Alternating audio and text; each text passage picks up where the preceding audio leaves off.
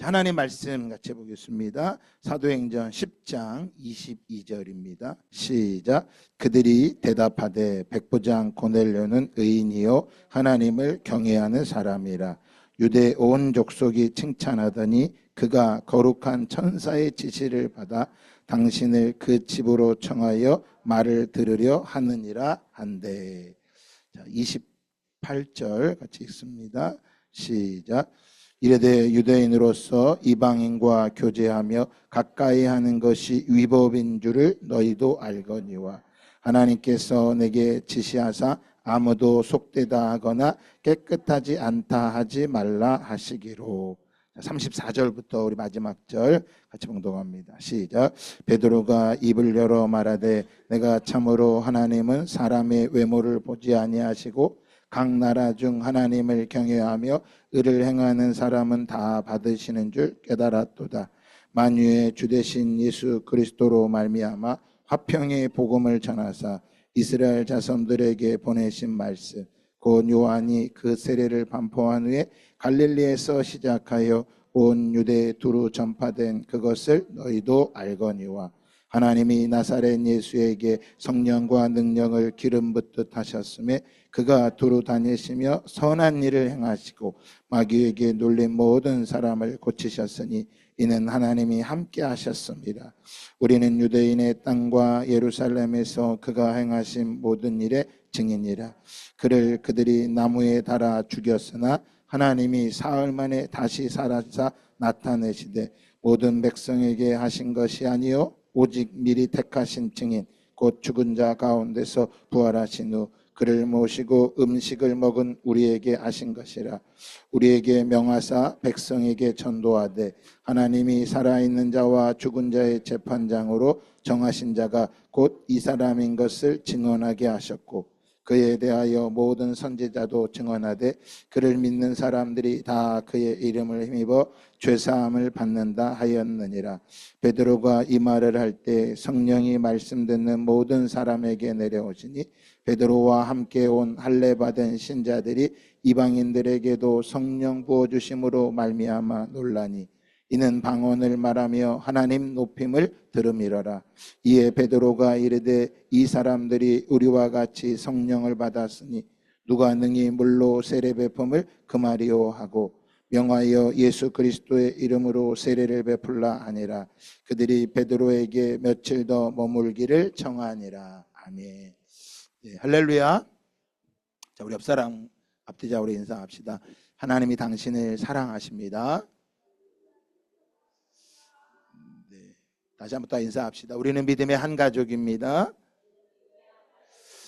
예, 저와 여러분은 예수 그리스도 안에 한 지체된 믿음의 가족입니다. 그래서 이 가족은 우리가 함께 주일이 되면 다 확인을 하는 겁니다. 지금 사회가 아주 복잡해졌죠. 다양성이 있었어요. 그래서 그때 어떻게 믿음을 지키느냐. 참 우리가 이 교회 안에 카톡방이라는 걸 만들어서 하는데 우리 교회 성도들은 제가 보면 카톡방에 뭐 안 써요. 보고 또 보지도 않고 또 제가 기도 제목을 보내줘도 저한테 답이 오는 분들이 없어요. 목사님 같이 기도하겠습니다. 아마 우리 경로당 우리 어르신 이라크루들 어르신들은 다 아마 질문 답변하실 거예요. 다른 분들은 없어요. 왜 그러느냐? 세상에서 요즘은 튀면 안 되고 또 교회를 제가 그냥 이렇게 표현하면 그렇지만 교회 안에 내가 이 교회 안에 공동체로서 한 지체 의식으로서 여러분 분명한 그 정체성을 가져야 믿음이 자라고 또한 교회 안에 헌신을 할 수 있는 것입니다. 요즘은 교회 헌신이라는 것을 말하기가 어려워요. 재미가 없죠. 근데 그럼 밖에 나가 재밌느냐? 밖에 열심히 나가 보세요. 그 어떤 게 우리의 영혼을 채우겠어요? 잠깐은 기쁠 수 있습니다. 그러나 영원히. 그럼 어떻게 우리가 믿음이 자라느냐면 자신이 받았던 말씀의 은혜를 나눠야 돼요. 자꾸. 그러니까 이게 보여지기 위함인지 아니면 고백인지는 우리들이 다 보면 느껴져요. 그래서 여러분들이 주일에 그냥 나 하나 빠지면 그만이겠지. 절대 그렇지 않습니다. 가족이에요, 가족. 오늘도 그 말씀을 전하겠지만 이 고넬료의 회심은 교회 안의 한 지체로서 하나님께서 그를 초청하신 거예요. 그래서 우리가 카톡을 통해서 또 공동체 안에서 서로 연락하면서 서로 격려해주고, 세상 어디서 위로받을 수 있겠어요. 그래서 교회 오면 와서 위로받고 싶다고 목사님한테 좀 제발 지옥 설교하지 말고 죄 설교 좀 하지 말라고, 너무너무 불편하다, 그리고 좀 헌신하라, 그런 설교 하지 말고 그냥 우리 사랑한다, 축복한다, 그런 설교만 해달라 그러는 거예요. 다행히 저한테, 우리 교회 성도 중에서 누구도 저한테 그런 얘기 한 적은 없어요. 한 분도. 도리어 아마 그런 얘기 하기 전에 본인들이 교회를 떠날 것 같아. 내가 볼 때 못 견뎌서. 나가신 분들이 나쁘신 게 아니라 각자 자리에서 열심히 신앙생활하면 저는 기쁩니다.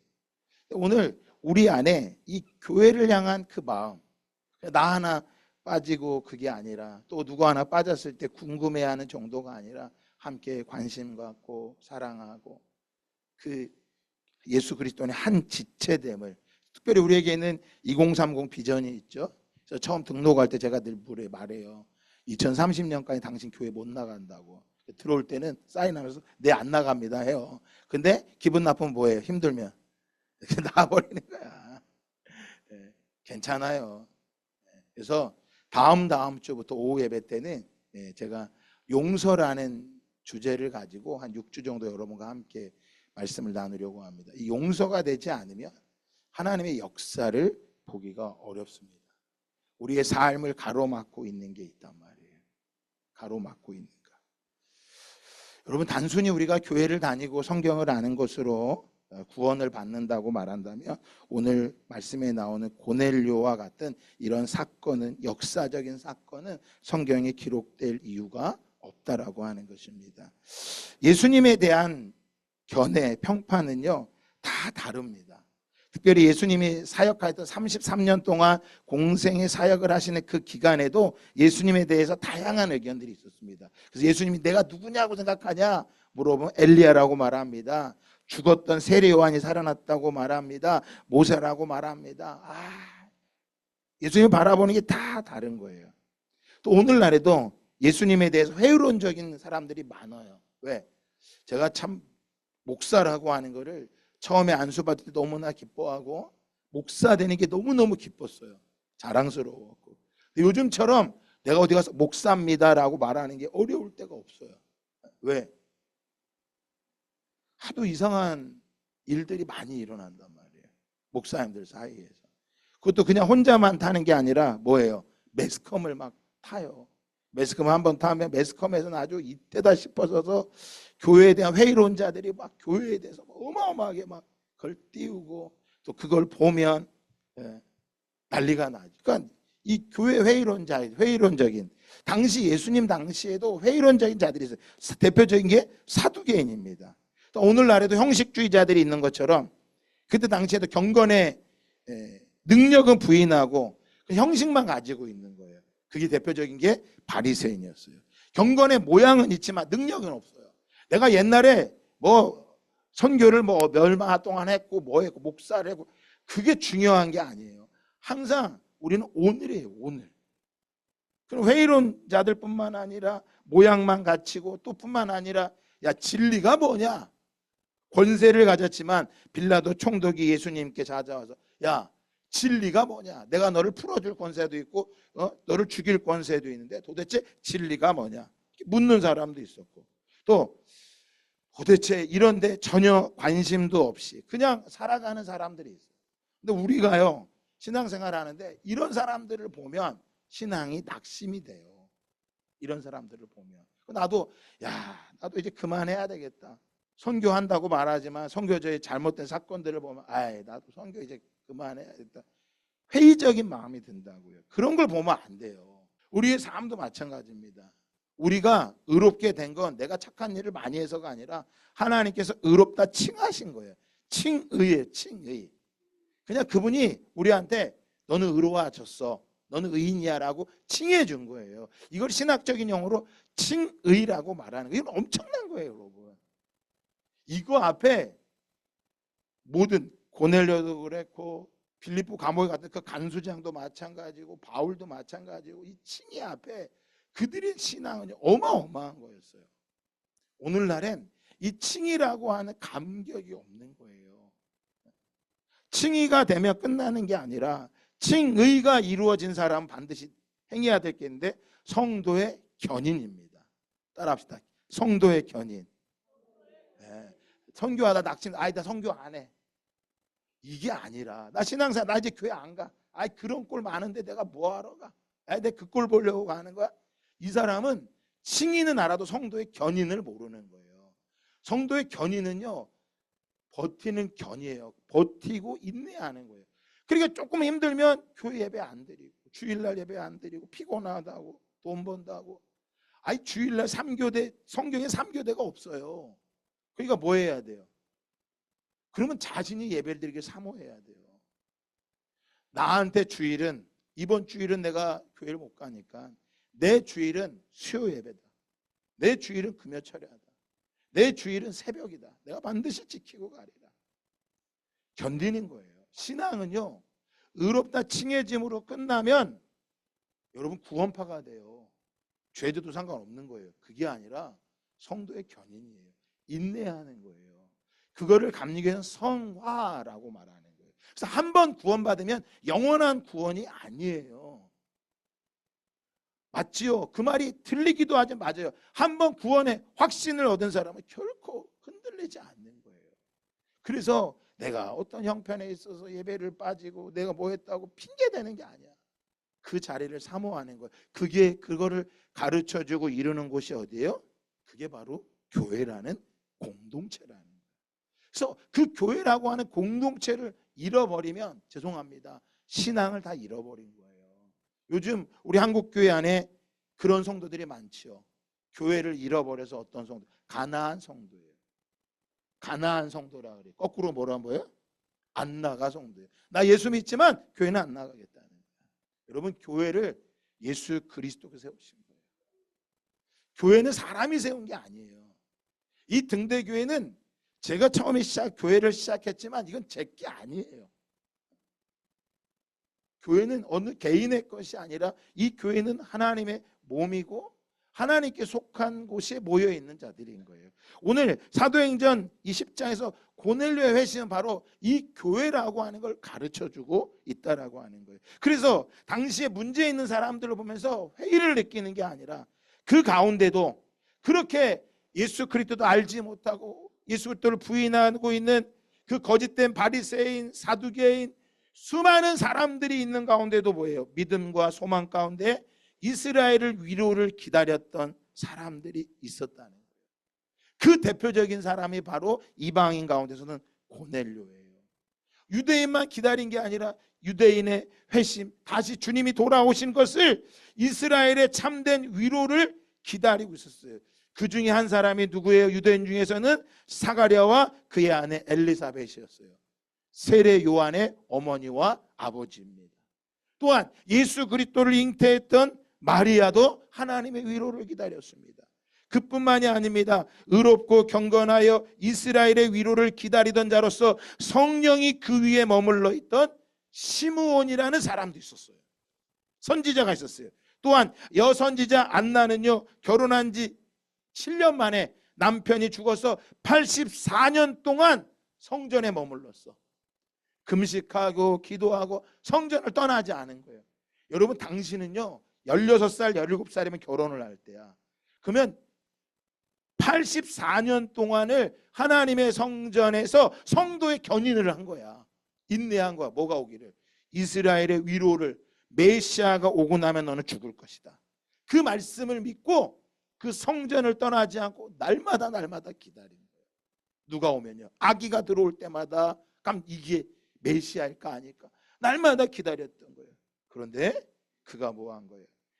성전을 떠나지 않고 기도하고 있었을 때 마침 이때에 나와서 하나님께 감사하고 예루살렘의 구속됨을 바라는 모든 사람에게 이 아기에 대하여 말하니라. 바로 누구를요? 예수 그리스도를 소개한 거예요. 그러니까 세대가 악해져 가고 있습니다.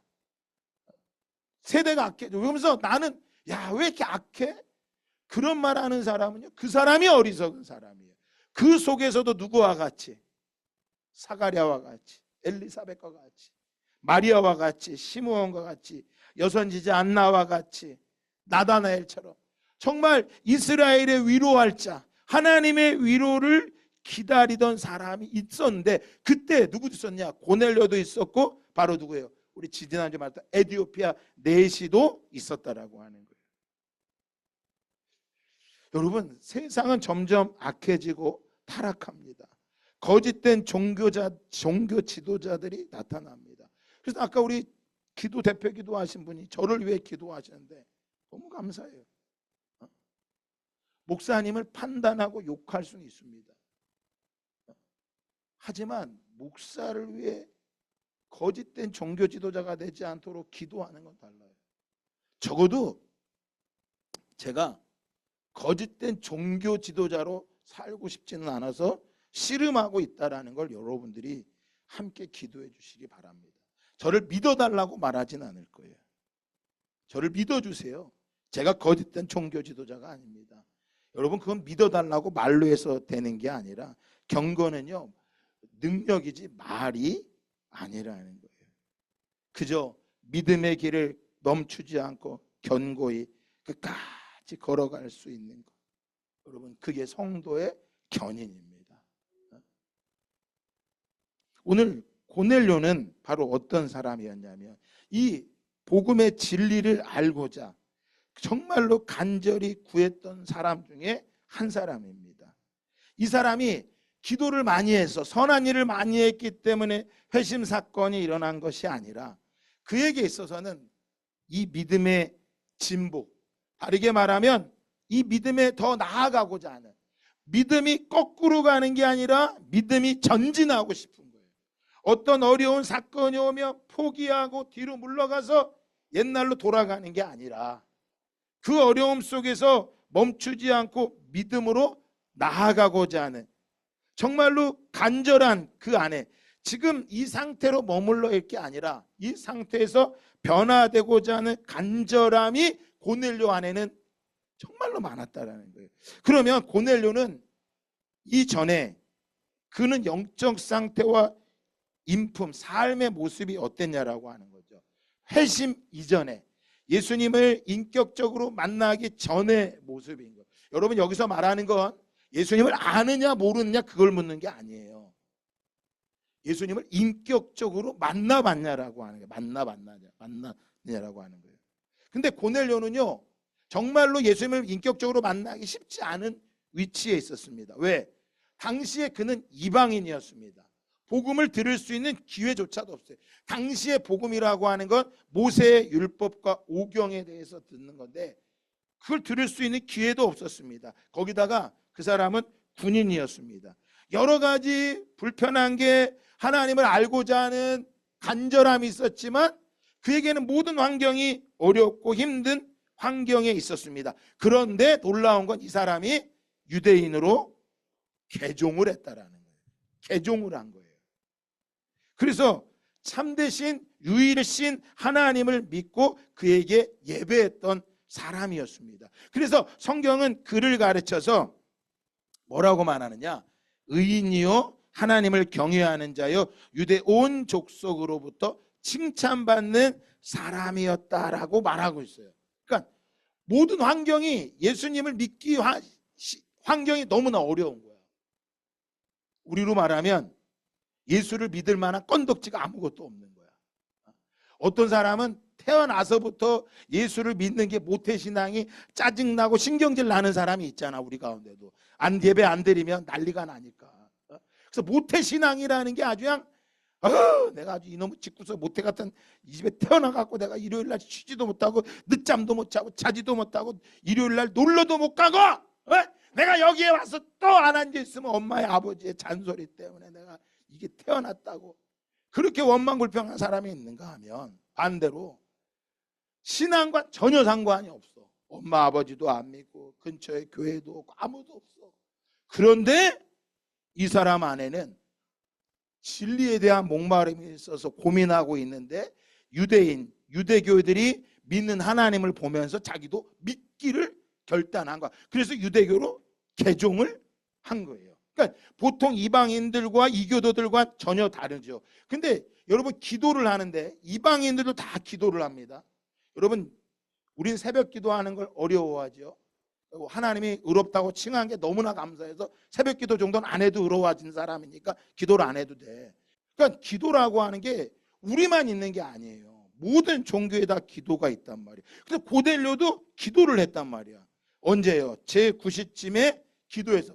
9시라 그러니까 우리가 몇 시? 오후 3시쯤에 기도를 한 거예요. 그럼 이때 왜 기도했냐? 유대 신앙에 따라서 그 하루에 3번 기도를 하는데 하나님께 그 시간에 맞춰서 유대교에 맞춰서 기도를 드린 거예요.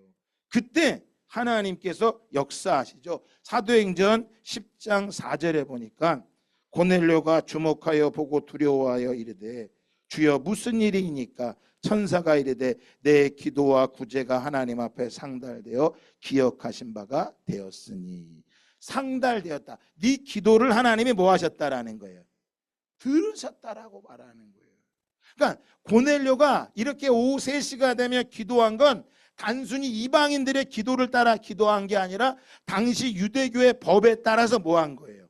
기도 시간을 정하고 기도한 거죠. 그가 믿음으로 하나님께 기도한 거예요. 그래서 시브리서 11장 6절 말씀에 보면 믿음이 없이는 기쁘시게 하지 못하나니 하나님께 나아가는 자는 반드시 그가 계신 것과 또한 그가 자기를 찾는 자들에게 따라합시다. 상 주시는 이심을 믿어야 할지니라.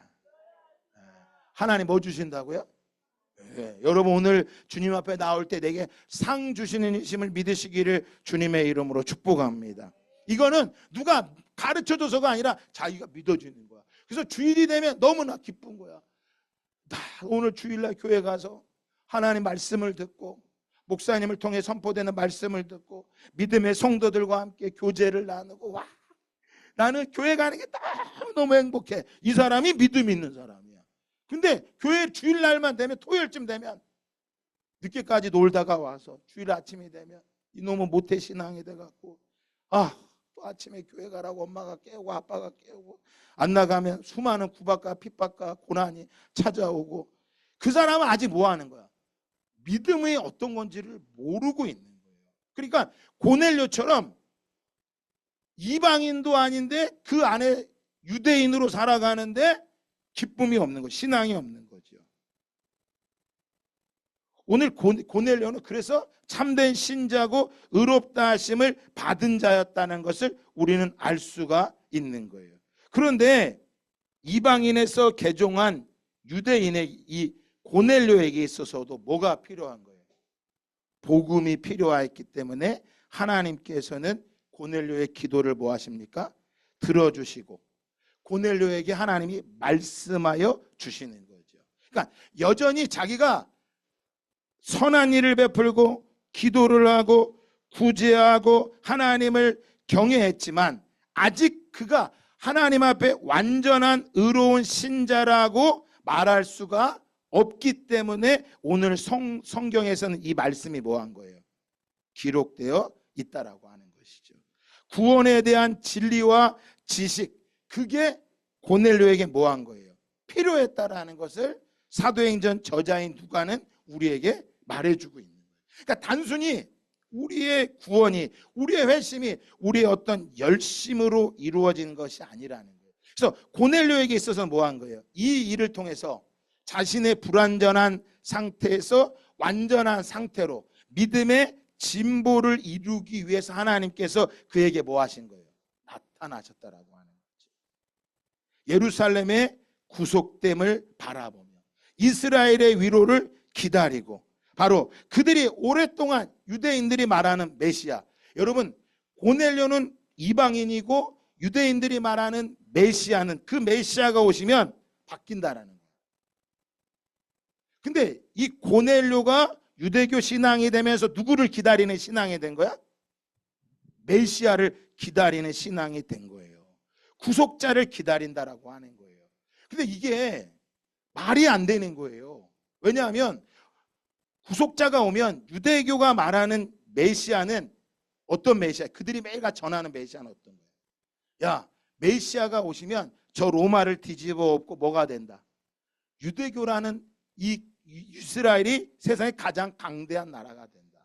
이렇게 말하는 거란 말이에요. 근데 백부장은 어디 사람인 거예요? 로마의 시민권자란 말이에요. 근데 만약에 메시아가 오면 누가 망해야 돼? 로마가 망해야 돼. 그러니까 민족이 뭐가 되는 거예요? 반역자가 되는 거예요, 여러분. 고넬료가 알고 있던 이 신앙이 아직 온전하지 않다라는 거죠. 그런데도 그는 뭐 한 거예요? 이 하나님에 대해서 간절히 구했던 거죠. 일제시대 때요, 저 일본에 우찌무라 간조라고 하는 신학자가 있었습니다. 그는 일본에서 가장 탁월한 신학자인데 그 사람이 일본에 대해서 말합니다. 전쟁하면 안 된다고. 대동아 전쟁하면 안 된다고. 모든 일본 사람들이 이 한국 조선 땅을 식민지로 삼을 때 그 사람은 반대를 외쳤습니다. 그래서 일본에서 그 사람 반역자라고 말했단 말이에요. 뿐만 아닙니다. 일제시대 우리나라를 침입해서 우리나라를 죽이고 핍박했던 사람들이 있는가 반대로 보여요. 안중근의 모습을 보면서 야, 저게 진짜 사람다운 모습이구나. 주기철 목사님을 보며 손양원 목사님을 보면서 야, 이 조선이라는 땅은 독립이 돼야 돼. 일본이라는 나라는 잘못됐어. 이런 생각을 가진 거예요. 바로 고넬료도 뭐 한 거예요? 예수 그리스도를 통해서 뭐 합니까? 이 세상이 하나님의 나라로 바뀌어야 됨을 알아야 되는데 아직 뭐 한 거예요? 그것을 알지 못했다라고 하는 거죠. 그래서 오늘 고넬료가 바뀐다라고 하는 건 단순히 자신의 변화뿐만 아니라 하나님의 나라의 백성으로서 하나님은 그를 뭐 하신 거예요? 초청하고 부르셨다라고 하는 거죠. 여러분, 백부장이 있었던 그 시대에 예수님이 사셨어요, 안 사셨어요? 백부장이 예수님 기도할 때 그 전에 예수님은 사셨어요, 안 계셨어요? 사셨어요. 예수님에 대해서 계셨던 분입니다. 그런데 아직 백부장은 누가 예수님께서 구속자이고 메시아라는 것을 뭐 하지 못했던 거예요? 알지 못했던 거예요. 그러니까 고넬료에게 하나님께서는 예수 그리스도가 구원자이고 메시아임을 그에게 뭐 해주기를? 가르쳐 주기를 원하셨던 것입니다. 뿐만 아닙니다. 이 복음은 아주 놀라운 역사가 일어나는데 과거의 복음은 누구에게만 한정되어 있었어요? 이스라엘 사람들에게만 한정되어 있었는데 예수 그리스도가 오심으로 뭐 하게 됐어요? 이 복음이요. 이제는 모든 이방인에게 다 전파가 될 수 있었던 것을 예수님 하나님께서는 가르쳐 주기를 원하셨던 것입니다. 그래서 유대인과 이방인 사이에 엄청난 담이 있었단 말이에요. 이 담을 뭐 하신 거예요? 무너뜨렸음을 세상에 뭐 하는 거예요? 선포하고 계시는 것입니다. 그래서 교회가 과거에 이스라엘 사람들이 말하는 교회의 모습은 이스라엘을 중심으로 걸어가는데 이제는 이스라엘이 아닌 지역과 민족, 인종, 학위, 종교 다 상관없이 모든 것이 교회 안에서 예수 그리스도 안에서 하나 된 보편적인 교회를 하나님께서는 고넬료를 통해 뭐 하기를 원하신 거예요? 나타내기를 원하셨다라고 하는 것입니다. 이 목적을 위해서 누가 가장 열심을 냈을까요? 그것은 하나님의 열심이었어요. 여러분, 고넬료가 있었던 그곳은 예루살렘으로부터 약 120km가 떨어져 있는 그곳에서 고넬료가 기도할 때 하나님께서는 환상 가운데 임하시죠. 뿐만 아닙니다. 반대로 또 반대편 요바에 있던 베드로에게도 뭐 하십니까? 환상 가운데 나타나시죠. 그래서 베드로에게 말합니다.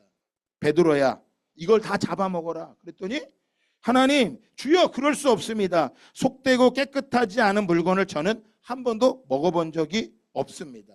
이렇게 3번씩이나 이런 일이 일어납니다. 그래서 도대체 이게 무슨 일인가 고민하고 있을 때 갑자기 밖에서 소리가 들리죠.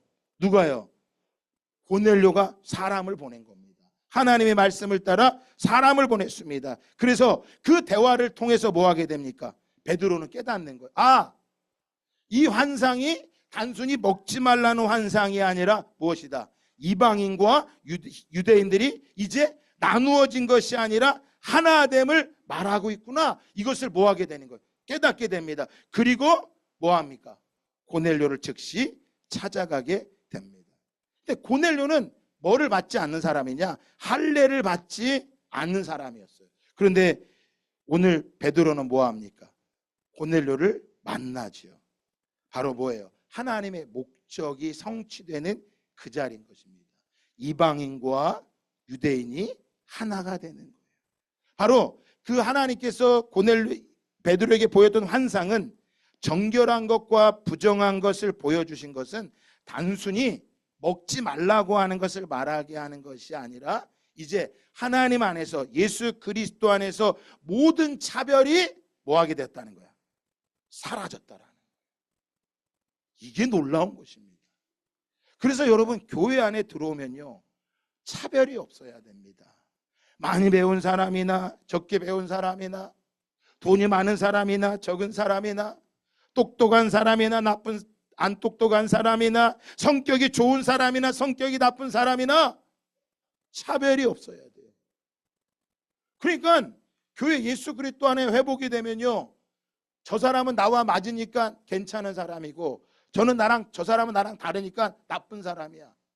자기랑 성격을 맞는 사람이 찾아다니는 데가 아니에요.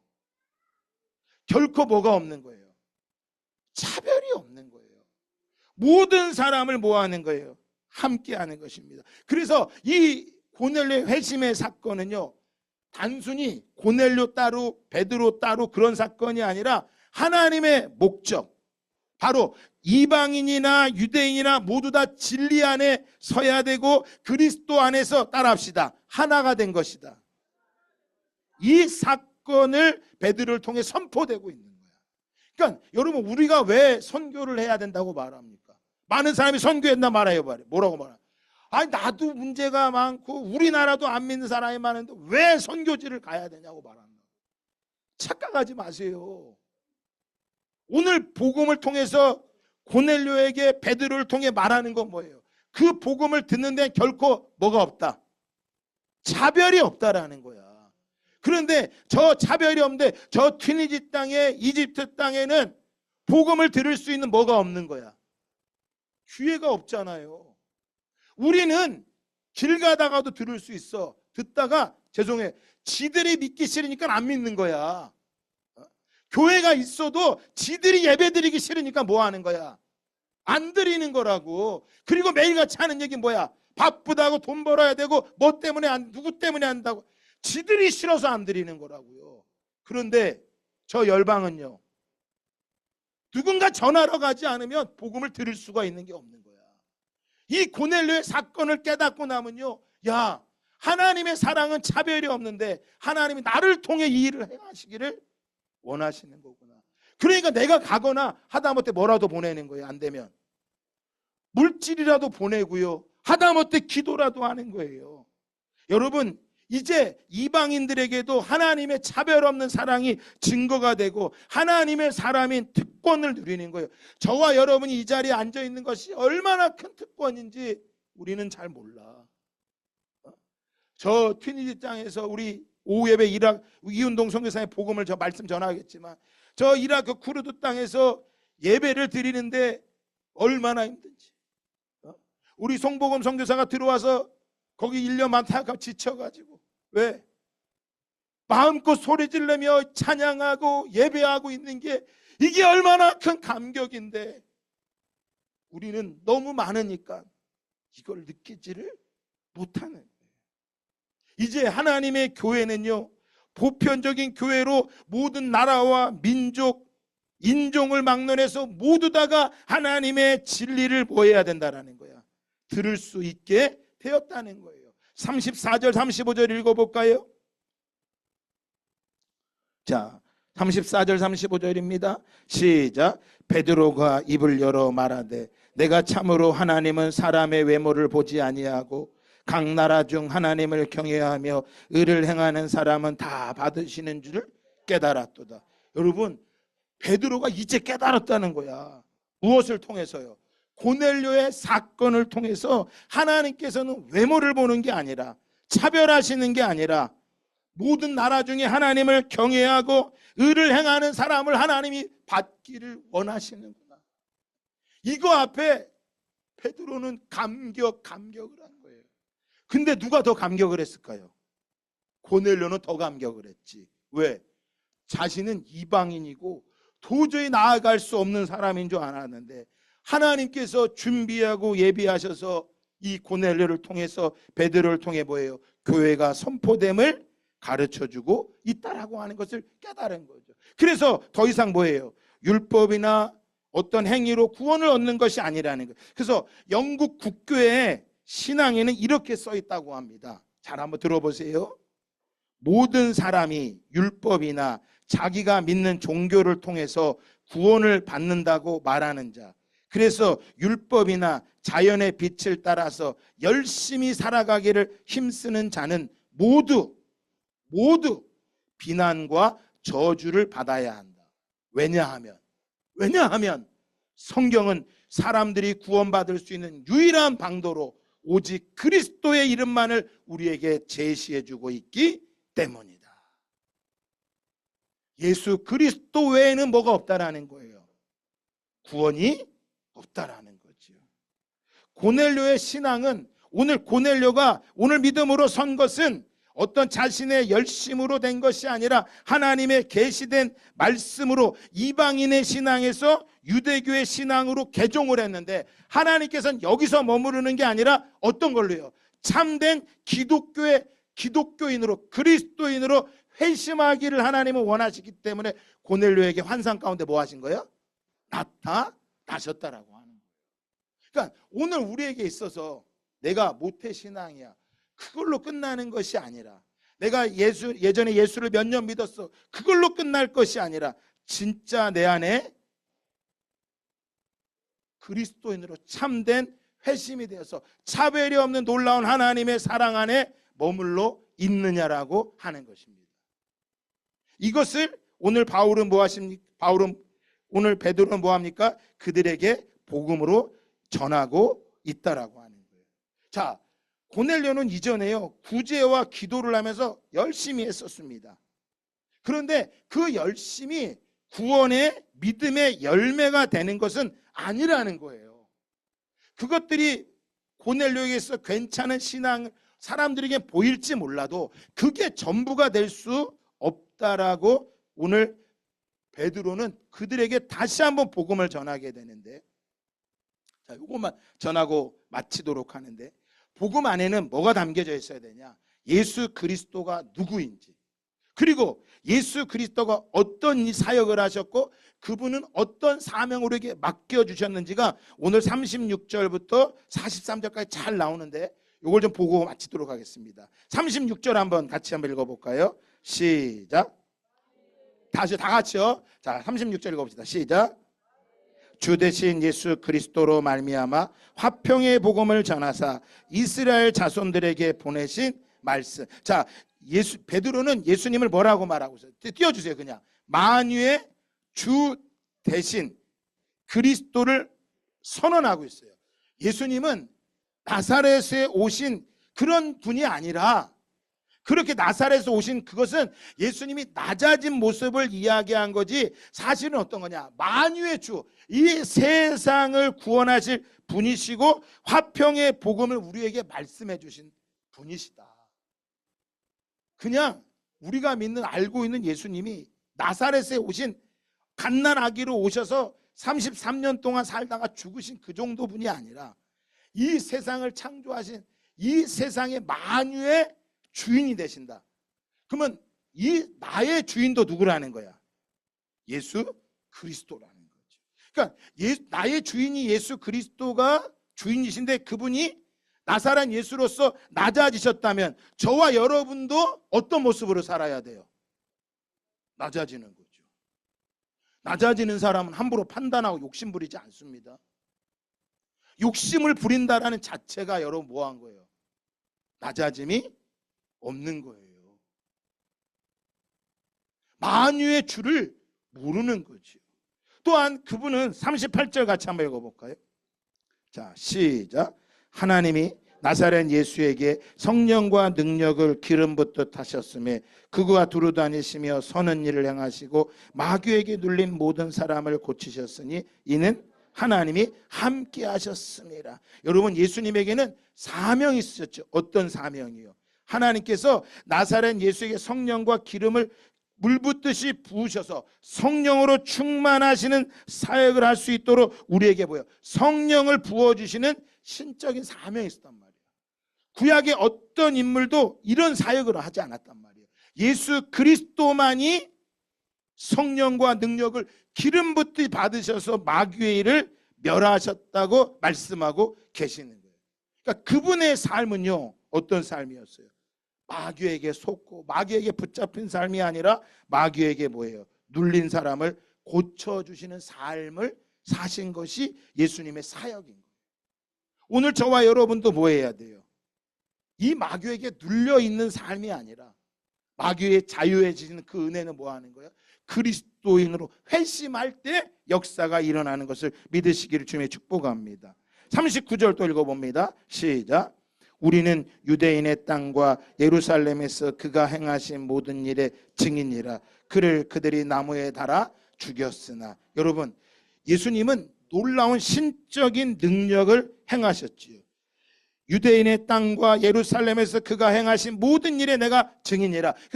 여기에는 유대인의 땅과 예루살렘 행하신 능력이라는데, 이것을 알려면 어디를 봐야 되는 거예요? 복음서를 봐야죠.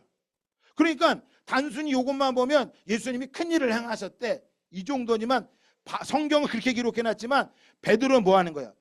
복음서에 기록된 마태, 마가, 누가, 요한에 기록된 예수님의 수많은 기적과 이적들을 뭐 한 거예요? 백부장이 이야기해 준 거예요. 백부장도 뭐 한 거예요? 그걸 들었을 때 소문으로 들었던 거야. 나사로가 살아났대, 그 소문으로 들었어. 그런데 그게 실제라는 걸 누구를 통해? 베드로를 통해 듣게 되죠. 이것이 내가 증인이다. 예수 그리스도 놀라운 일을 행하셨다. 증인이다. 더 큰 것이 있습니다. 40절 41절 읽어볼까요? 시작.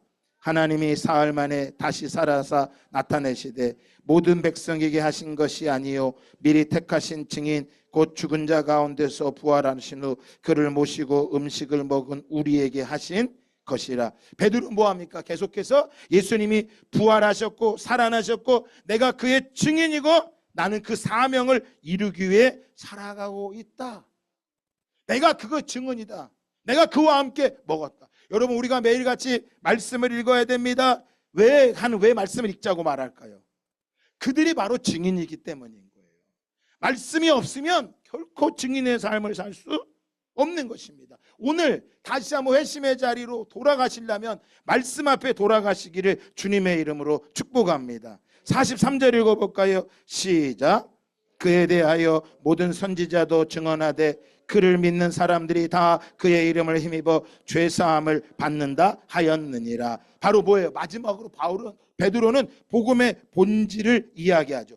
모든 선지자가 이야기했던 거, 바로 예수의 이름으로 그를 믿는 사람마다 뭘 받는다? 죄사함을 얻게 된다. 고넬료는 경건한 사람이었습니다. 하지만 하나님께서는 유대교의 신앙이 아니라 이스라엘의 위로를 기다리는 자 예수 그리스도 앞에 뭐하게요? 나오기를 원하셨던 거예요. 그래서 베드로를 통해 그 복음을 전하고 그 복음을 들었을 때 고넬료는 뭐하게 됩니까? 이 말을 들을 때 성령께서 그 위에 역사하신 거예요. 그러니까 자 보세요. 내가 성령을 막 사모해서 되는 거 사모해야 됩니다. 근데 내가 가만히 있으면 어떤 누구도 역사하지 않는데 고넬료는 뭐한 거예요? 너무나 사모했던 거지. 하나님, 내 안에 이 경건한 삶이 정도가 아니라 예수 그리스도 안에 살기를, 그 진리를 사모했을 때 뭐하게 됩니까? 그 위에 성령이 임하게 되고, 성령이 임했을 때 이 고넬료는 무엇이라고 고백합니까? 47절에 이에 베드로가 이르되 이 사람들이 우리와 같이 성령을 받았으니 누가 능히 물로 세례를 베품이 그 말이요. 예수님을 영접한 이후에 그는 뭐하게 됩니까? 세례를 받고 그 안에 참된 변화가 일어났다고 시작된 것이라고 하는 것입니다. 바로 예수 그리스도의 구약에서 예언된 예수 그리스도가 그토록 기다렸던 그 예수 그리스도 메시아가 누구라는 거야? 나사렛 예수시라는 것을 고넬료는 뭐하게 된 거예요? 듣게 되었고 그것을 믿음으로써, 그것을 영접함으로써 그는 하나님의 자녀로 회심의 자리로 들어가게 된 것입니다. 여러분, 고넬료의 회심은 빌립보나 사울의 모습과는 조금 다릅니다. 그는 굉장히 양심적이었습니다. 괜찮은 사람이었고 칭찬받는 사람이었습니다. 그런데 그것으로 구원의 길은 아니라고 하는 거예요.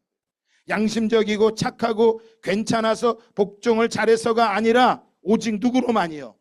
예수 그리스도만으로 그는 회심의 사건에 들어갈 수 있었다고 하는 것입니다.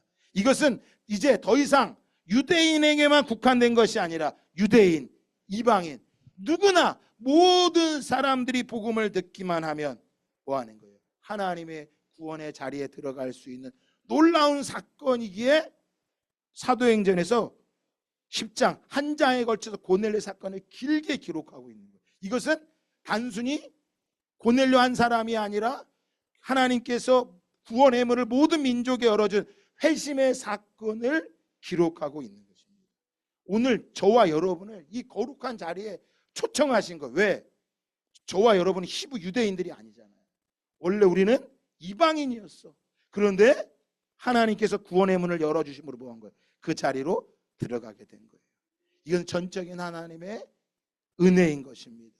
이 은혜의 자리를 날마다 감격 가운데 살아가시기를 예수 그리스도의 이름으로 축복합니다.